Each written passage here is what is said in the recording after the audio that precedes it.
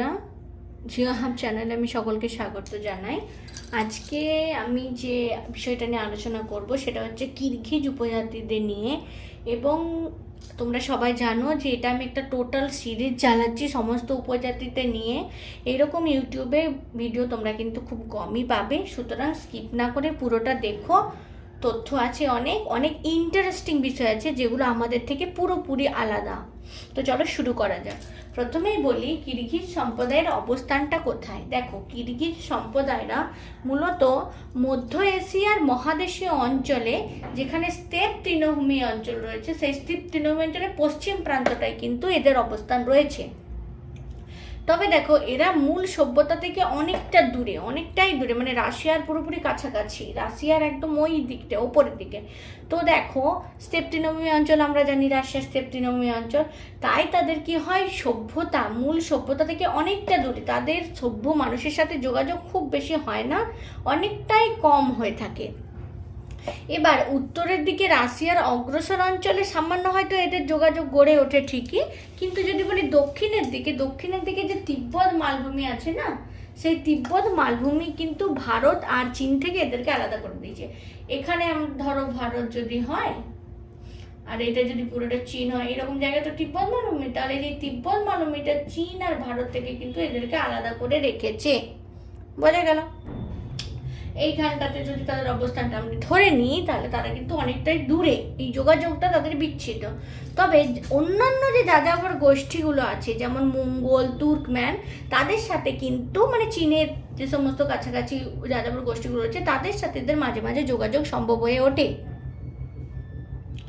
এই হলো তাদের অবস্থান, মানে কোথায় তারা বসবাসটা গড়ে তুলেছে। এবার এদের গঠনের কথায় আসি। গঠন বলতে কি, দৈহিক গঠন। দেখো, এদের দৈহিক গঠনগুলো মোটামুটি দীর্ঘাকার, 4.5 থেকে 5.5 এরকম সুন্দর সুন্দর হাইটের সব আছে, বিভিন্ন রকম। রংটা কিন্তু মোটামুটি ফর্সা হয়ে থাকে, শীতপ্রধান দেশে তাদের অবস্থান, সুতরাং তাদের গায়ের রং কিন্তু ফর্সা। আর নাকের দিকটা চ্যাপ্টা, আমরা যে সময় চীনা মানুষদের দেখি না, ঠিক সেই রকম কতকটা দেখতে। এছাড়া এরা কিন্তু দুর্ধর্ষ জাতি, মানে খুবই সাহসী আর অশ্বচালক, মানে খুব ভালো ঘোড়া চালক তারা, মানে ঘোড়াটা তাদের মেন একটা সম্পদ বলতে পারো। ঘোড়ার পিঠেই তারা সব কিছু কার্য ম্যাক্সিমাম সম্পন্ন করে থাকে ঘোড়া দিয়ে। এছাড়াও কিন্তু চমড়ি গায়ের ওপর তাদের মানে ডিপেন্ডেন্সি রয়েছে, চমড়ি গায়ে ইয়াক যেটা, ঠিক আছে। এর মাঝে একটা কথা বলে থাকি, সেটা হলো যে ইতিহাসের বিখ্যাত যে চেঙ্গিস খান রয়েছে না, চেঙ্গিস খা, তিনি এই জাতি থেকে বিলং করে, বা এইখানেই তার অবস্থান, কিরগিজ জাতি থেকে, চেঙ্গিস খা। বোঝা গেল? এবার আসি তারা কিরকম পরিবেশ, কিরকম জলবায়ু অঞ্চলে অবস্থান করে। দেখো, যেহেতু মহাদেশ অঞ্চল, তারা কি রাশিয়ার উত্তর দিকটায় যদি আমরা স্টেপ তৃণভূমিতে ধরে থাকি, প্রায় স্টেপ তৃণভূমি কি সমুদ্র থেকে অনেক দূরে, সমুদ্রের খোঁজেই নেই, মানে সমুদ্র থেকে অনেকটা দূরে। সেই সমুদ্র থেকে অনেকটা দূরে আছে বলে এদের কিন্তু জলবায়ু সমভাবাপন্ন নয়, চরম ভাবাপন্ন। বোঝা গেল? এবার দেখো, যখন গ্রীষ্মকাল হয় তখন এদের উষ্ণতাটা সব থেকে বেশি, কিন্তু ম্যাক্সিমাম 16 ডিগ্রি সেলসিয়াস। তবে শীতকালে যখন জানুয়ারি মাস আছে, উষ্ণতা মানে ঠান্ডার দিনে উষ্ণতা হিমাঙ্কের নিচে নেমে যায়। দিন রাত্রির পার্থক্য কিন্তু যথেষ্ট বেশি হয়। এবার একটা কথা বলি, বৃষ্টিপাত কেমন হয়। এরা যে অঞ্চলে বসবাস করে সেখানে বৃষ্টিপাতের পরিমাণ 25 থেকে 50 সেন্টিমিটার, মানে খুব বেশি বৃষ্টিপাত হয় না। আমাদের তো এরিয়ায় হলে আমরা খরা বলে দিতাম। বৃষ্টি 25 থেকে 50 সেন্টিমিটার। এবারে বৃষ্টি হয় না বলে কিন্তু এখানে সর্বত্রই তৃণ জন্মায়। এছাড়া কোথাও কোথাও ঝোপঝাপটা কাটা গুল্ম গাছ জন্মায়। কেন? জেরোফাইট যে ভেজিটেশন, আমরা জানি যে জেরোফাইট যে সমস্ত ভেজিটেশন আছে তাদের জন্য বেশি বৃষ্টিপাতের প্রয়োজন হয় না, কাটা লতা গুল্ম তৃণ সেই রকম। তবে কিন্তু যেখানে বড় বড় পর্বত রয়েছে, সেই বড় বড় পর্বতে কি ছোট ছোট বা তার থেকে একটু বড় গাছ জন্মায়। এছাড়া নদীর তীরে যেখানে জলের সন্ধান থাকে, এই পার্শ্ববর্তী অঞ্চলে কিছু গাছগাছড়া পরিলক্ষিত হয়। বোঝা গেল বন্ধুরা? এটা তাদের একটা মানে ভূপ্রাকৃতিক বৈচিত্র্য, এই ভূপ্রাকৃতিক বৈচিত্র্যটা খুবই সুন্দর। দেখো এদের যে ভূপ্রাকৃতিক বৈচিত্র্য একটা গুরুত্বপূর্ণ বিষয় আমি বলে থাকি, এদের যে দক্ষিণের মালভূমি অঞ্চলটা না, সেটা ধীরে ধীরে ধীরে ধীরে ঢালু হতে গিয়ে উত্তরে কি হয়েছে, একেবারে সমভূমিতে পরিণত হয়েছে, মানে প্লেন ল্যান্ডে পরিণত হয়েছে। এই মালভূমির উচ্চতা 3000 থেকে 4000 মিটার ঠিকই, আর সব থেকে দক্ষিণে এদের কি একটা পর্বত রয়েছে, তিয়েন শান পর্বত, খুব গুরুত্বপূর্ণ এই পর্বতটার নাম তিয়েন শান পর্বত। ঠিক আছে, এই মৃত্তিকাটা হয়তো উর্বর, এখানে ভূপ্রাকৃতিক বৈচিত্র্যময় মৃত্তিকা উর্বর ঠিকই, কিন্তু জলের সন্ধান বেশি নেই। জলের সন্ধান নেই বলে কৃষিকাজ করাও খুব একটা সম্ভব হয়ে ওঠেনি। এবার আরও বিষয় নিয়ে আমি আলোচনা করছি। দেখো বন্ধুরা, এবার আসি জীবিকার কথায়, মানে তাদের জীবিকা প্রধান কি। যেহেতু এরা তৃণক্ষেত্রে অবস্থান করে বা তৃণভূমি সংলগ্ন অঞ্চলে অবস্থান করে, সেই তৃণভূমির উপর নির্ভর করেই তারা কিন্তু মূলত পশুপালক, মানে পশুপালন করে থাকে। মেষ, ভেড়া, ঘোড়া, ছাগল ইত্যাদি যে প্রাণীগুলি বা পশুগুলি রয়েছে, তারা কি করে, সেগুলিকে নিয়ে দলবদ্ধভাবে এক স্থান থেকে অন্য স্থানে নিয়ে যায়। কিসের সন্ধানে?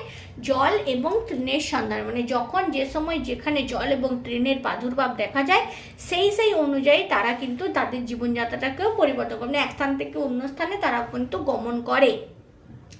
গ্রীষ্মকালে কি হয়, দেখো গ্রীষ্মকালে বরফ যখন গলে যায়, ঠান্ডার প্রকোপ যখন কমে যায়, তখন তারা কি হয়, দক্ষিণের দিক যে তিয়েন শান পর্বত রয়েছে, সেই তিয়েন শান পর্বত সংলগ্ন তৃণক্ষেত্রে চলে আসে পশুগুলিকে নিয়ে। এবং ঋতুভিত্তিক তারা যাযাবর, বললাম আমি আগে ঋতুভিত্তিক যাযাবর। আর শীতকালে তারা কি করছে, শীতের প্রভাব যেহেতু ওপরের দিকটাই অনেকটাই বেশি, তাই তারা মালভূমি এবং সমভূমি অঞ্চলের দিকে চলে আসছে। মানে দেখো দুটো ঋতুতে কিন্তু দুরকম ব্যাপক প্রভাব তাদের লক্ষ্য করা যাচ্ছে, মানে দুদিকে চলমান তারা, বিষয়টা হচ্ছে এইরকম। বর্তমানে কি হচ্ছে, আগে যোগাযোগ এতটাই বিচ্ছিন্ন ছিল যে সেখানে কোনোভাবে কৃষিকাজ করার কথা ভাবা যেত না, কিন্তু এখন এখানে সরকার কি করেছে, কৃষি প্রযুক্তির উন্নতির জন্য সেচের যোগাযোগ, মানে যেহেতু জলের প্রবলেম, সেহেতু সেচ কার্যের ব্যবহার করতে তাদেরকে সাহায্য করেছে। সেই জন্য কিন্তু কিছু কিছু কৃষিজ ফসল এবং শীতকালীন ফসল চাষ করছে। যেমন দেখো ইউক্রেনে কিন্তু প্রচুর গম উৎপাদন হয়ে থাকে, সেই ইউক্রেন থেকে ভারতেও কিন্তু গম আসে, এটা আমরা সবাই জেনে থাকি। ইউক্রেনকে কিন্তু রাশিয়ার শস্য ভাণ্ডার বলা হয়। এছাড়া খনিজ ভিত্তিক বাণিজ্য, মূলত লোহাকে কেন্দ্র করে এখানে বাণিজ্য গড়ে উঠেছে। তৃণভূমির একটা উল্লেখযোগ্য অংশ কি হচ্ছে জানো, বাণিজ্যিক পশুপালন, কারণ পশু থেকে পশুজাত দ্রব্য বিভিন্ন পাওয়া যায়, পশম পাওয়া যায়, তার থেকে উল পাওয়া যায়, সেগুলোকে নিয়ে সেইগুলোর উপকারিতা কথা মাথায় রেখে বাণিজ্যিকভাবে পশুচারণ করা হচ্ছে। আর সেই জন্য অনেক মানুষ কী করে, তারা যাযাবর জীবনটা ছেড়ে বাণিজ্যিকভাবে পশুপালক হিসেবে পরিণত হচ্ছে, এবং গিয়ে তারা স্থায়ীভাবে কৃষিকাজও করতে শুরু করছে। যাযাবর যে গোষ্ঠী ছিল সেটা এমন নয় যে এখনই চলে গেছে, তবে আছে, অনেকেই সেই প্রাচীন প্রথা ফলো করে থাকে। মূলত কিন্তু কিছুটা পরিবর্তন আনা সম্ভব হয়েছে। এবার তাদের দেখো তারা যে খাদ্য অভ্যাসটা কেমন গঠন করে সেই নিয়ে আমি বলছি। দেখো তাদের খাদ্যাভ্যাসটা কীরকম, তারা তৃণভূমি অঞ্চলে বসবাস করে জীবিকা কেমন গ্রহণ করে, পশুপালক হিসাবে, তাই তো আগেই বললাম। কিন্তু তারা পশুপালক হলেও মাংস বেশি খায় না। এবার কেন খায় না, তারা চায় না যে মাংস খেয়ে তাদের প্রধান যে সম্পদ, সেই সম্পদ মানে পশুর উপর তারাই ডিপেন্ডেন্ট, কিন্তু সেই পশুর মাংস যদি খেয়ে নেয় তারা, তাহলে পশুকে কি হত্যা করতে হবে, আর হত্যা করলে কি হবে, তাদের সম্পদটা নষ্ট হবে। সেই জন্য তারা কিন্তু মাংস বেশি খেতে চায় না, তবে এমনটা নয়, যদি খুব প্রয়োজন পড়ে তবেই তারা কিন্তু মাংসটা খায়। এছাড়া একটা গুরুত্বপূর্ণ ব্যাপার বলছি, স্টার মার্কস নিয়ে নিতে পারো, চামড়ার থলিতে তারা কি করে, 2-3 দিন ধরে দুধকে রেখে দেয়। এবার সেই দুধ কি হয়, টক হয়ে দই হয়ে যায়, সেই দুধ তারা কিন্তু পান করে থাকে। ভাবতে পারছো, আমরা সকালের দুধ রাখলে বিকেলে খেতে পারবো না, কিন্তু ওরা সেই দুধকে 2-3 দিন রেখে টক করে পান করে। এবার এটা কেন করে জানো, তারা মনে করে যে টাটকা দুধের থেকে ওই যে বাসি দুধটা বা 2-3 দিন পরের যে দুধটা পরিণত হয়ে যাচ্ছে, সেই দুধটা বেশি তাদের স্বাস্থ্যের জন্য উপকারী। যেহেতু তারা দুর্ধর্ষ জাতি, অশ্বচালক, তাদের ক্ষমতাটাও ভালো দরকার, সেইটা কিন্তু তারা মনে করে, আর তার জন্য তারা কিন্তু বাসি দুধ পান করে। এটা এক্সামে আসে যে বাসি দুধ কোন উপজাতির মানুষরা পান করে থাকে, উত্তর হবে কিরগিজ। বোঝা গেল? এবার দেখো ময়দার যে রুটি, ময়দার রুটি কিন্তু তাদের কাছে একটা বিলাসিতা, একটা হাইফাই ব্যাপার, বাবা ময়দার রুটি খাচ্ছে। এরা কি করে, মাঝে মাঝে রাশিয়ার যে অধিবাসী তাদের কাছ থেকে ময়দা কিনে নেয় এবং রুটি বানায়, আর সেই রুটি কিন্তু একটা সবাই মানে যে রুটিটা তাদের কাছে একটা বিলাসিতা। আমরা বলি না যারা একটু হাই স্ট্যান্ডার্ড তাদের খাওয়া দাওয়ার স্টাইলটা একটু আলাদা হয়, ঠিক সেই রকমই এইটা হলো তাদের খাদ্যাভ্যাস।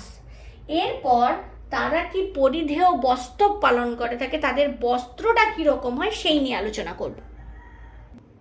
এবার যদি বলি তাদের পোশাক আশাক বা কি তারা নিত্য প্রয়োজনীয় জিনিস ব্যবহার করে, বাসগৃহ কেমন হয় সেটা দেখো। তারা যেহেতু পশুপালক, পশুর উপর বেশি ডিপেন্ডেন্ট, সেই জন্য তারা কিন্তু পশুর চামড়া এবং পশম দিয়ে বস্ত্র তৈরি করে, আর সেই বস্ত্র পরিধান করে থাকে, তাহলে অবশ্য হবে পোশাক পরিধান করে থাকে। এবং কি করে পায়ে জানো, চামড়ার তৈরি বুট পরে। ভাবো তারা অশ্বচালক কিন্তু পায়ে চামড়ার তৈরি বুট পরে থাকে। পুরুষেরা কি করে, মেষের চামড়ার টুপি পরে, আর মহিলারা সুতোর টুপি ব্যবহার করে। কত জিনিসটা পশম, আমরা পশম জানি অনেক কস্টলি হয়, কিন্তু তাদের কাছে যেহেতু পশুপালক তারা, তাদের কাছে এটা কত সুবিধাজনক ঠান্ডা প্রোটেক্ট করার জন্যে। এবার দেখো যেখানে নদীর ধার জল পাওয়া যায় সেখানে যে উইলো গাছ থাকে, সেই উইলো গাছের কাঠ দিয়ে তারা একটা জাফরির ফ্রেম তৈরি করে। দেখো এই যে ছবিটা আমি এঁকেছি, জাফরি রূপী একটা ফ্রেম তৈরি করে এবং তার উপরে পশমের ফেল্ট বিছিয়ে দেয়, মানে একটা পুরু আস্তরণ বিছিয়ে দেয়, যেটা তাদেরকে বৃষ্টি এবং ঠান্ডা বাতাস থেকে বাঁচাতে থাকে। বোঝা গেল? কারণ সেখানটা যথেষ্ট উঁচুতে অবস্থিত, মানে মেরুদেশীয় অঞ্চলে কাছাকাছি অবস্থিত, সেই জন্য ঠান্ডা বাতাস থেকে বাঁচতে বা বৃষ্টি থেকে তাদের তো আচ্ছাদন চাই, এই রকমভাবে তারা তাদের বাসগৃহটা তৈরি করে। এবার তাদের এই যে জাফরিরূপী পরিকল্পনাটা দেখো, তারা যেহেতু এক স্থান থেকে অন্য স্থানে যাযাবর ভিত্তি পালন করে, সুতরাং তাদের এই তাঁবুগুলোকে উঠিয়ে নিয়ে যেতে হবে। সেই জন্য প্রয়োজনে কিন্তু এই তাঁবুগুলোকে গুটিয়েও নেওয়া যায়। আর তাঁবুগুলি কি হয়, গোলাকার হয়, 4 থেকে 5 মিটার ব্যাসযুক্ত হয়ে থাকে, মানে খুব একটা বড় লম্বা কিন্তু তাঁবু হয় না। এই তাঁবুগুলো কিন্তু সাজানো এবং কারুকার্যময়, যেহেতু এদের যে মহিলারা তারা হাতের কাজে যথেষ্ট নিপুণ, সেজন্য তারা যে বাসগৃহটা এত সুন্দরভাবে সাজিয়ে গুছিয়ে রাখে যে কল্পনা করা যাবে না। তবে দেখো এদের ঘরের ভিতরে কিন্তু আসবাবপত্র বেশি থাকে না, মূলত কম্বল, চামড়ার থলি এগুলো বেশি থাকে। কি থাকে, কম্বল, থলি, সেই থলিটা চামড়ার তৈরি, এছাড়া যে গালিচা, মানে বেডিং বিশেষ কিছু নেই। যেহেতু তাদেরকে এক স্থান থেকে অন্য স্থানে যেতে হয়, ক্যারি করাটা অনেকটা অসুবিধাজনক, সেই জন্য তারা আসবাবপত্র বেশি রাখে না, খাট পালঙ্ক এইসব কিছু বিষয় তাদের মধ্যে নেই। তারা কম্বল রাখে, সিম্বল গালিচা রাখে, নিচে পেতে তাদের এইভাবেই দিন চলে যায়। এবার দেখো তারা যখন এক স্থান থেকে অন্য স্থানে যাতায়াত করে, সেই যাতায়াতের একটা কিন্তু সুন্দর প্রসিডিওর আছে, সেই প্রসিডিওরটা আলোচনা করছি তোমাদের সাথে। এরা যখন এক স্থান থেকে অন্য স্থানে বসবাস করে না, মানে বসবাসটা চেঞ্জ করে, তারা কি করে, দলের প্রত্যেকটা সদস্যকে আলাদা আলাদা কাজ দিয়ে দেয়। এবার ওই সদস্য কার নির্দেশ মেনে চলে, সর্দার বা যে গোষ্ঠীর যিনি নেতা বা সদস্য, সর্বজ্যেষ্ঠ সদস্য, তাকেই তারা গুরুত্বপূর্ণ বলে মনে করে, তার নির্দেশ মাথা পেতে নিতে বাধ্য হয়। বোঝা গেল? এবার দেখো কেমন, তারা যখন যাযাবর বৃত্তি পালন করে একটা জায়গা থেকে অন্য জায়গাটা চেঞ্জ করছে, তখন কি হয়, প্রথমে পুরুষেরা ভোর রাতে পশুর পাল নিয়ে সামনের দিকে এগিয়ে যায়। ধরো এখান থেকে চেঞ্জ করলাম, এখানে একটা তাঁবু ছিল, সেটাকে চেঞ্জ করে এখানে নিয়ে আসবে, ঠিক আছে। প্রথমে যাবে পুরুষেরা যাবে ভোর রাতে, মানে রাত থাকাকালীনই তারা বেরিয়ে যাবে একদম ভোরের দিকে। পরে কি করবে, স্ত্রীলোকরা যারা থাকবে তারা কি করবে, এই তাঁবুটা গুটিয়ে নেবে এবং তাঁবু গুটিয়ে নিয়ে এই প্রথম যারা পুরুষ ছিল, প্রথমে যারা ভোর রাতে গেল, তাদেরকে অনুসরণ করতে থাকবে, তাদের বাচ্চা কাচ্চাকে নিয়ে তারা এগিয়ে যাবে। এবার কিভাবে ওই ঘোড়ার পিঠে দেখো, ঘোড়ার পিঠে সাপোজ আমি বলছি এটা ঘোড়ার পিঠ, ঠিক আছে, ঘোড়ার পিঠে একদিকে তারা বাচ্চাকে বেঁধে নেয়, একদিকে আসবাবপত্র বেঁধে নেয় এবং নিজে ঘোড়ার পিঠে চেপে এগিয়ে চলে, তাদের পরিশ্রমটা কম হয়। এবার দেখো তাদেরকে এখানে পৌঁছতে কখন হবে জানো, বিকেল বা সন্ধ্যের মধ্যে পৌঁছাতে হবে। তারপর তারা কি করে তাঁবুগুলোকে আবার খাটিয়ে নেয়। আগেই বলেছে এই জাপড়ি রূপী তাঁবুগুলো কিন্তু প্রয়োজনে গুটিয়ে নেওয়া যায়, সেই জন্য তাঁবুগুলি খাটিয়ে অস্থায়ীভাবে তারা গ্রাম রচনা করে, মানে একটা গ্রাম বানিয়ে নেয়। এবার জিনিসপত্র সবচেয়ে গুরুত্বপূর্ণ যেটা, জিনিসপত্র তারা এত সুন্দর করে গুছিয়ে রাখে যে বোঝা যায় না তারা নতুন জায়গায় এসেছে।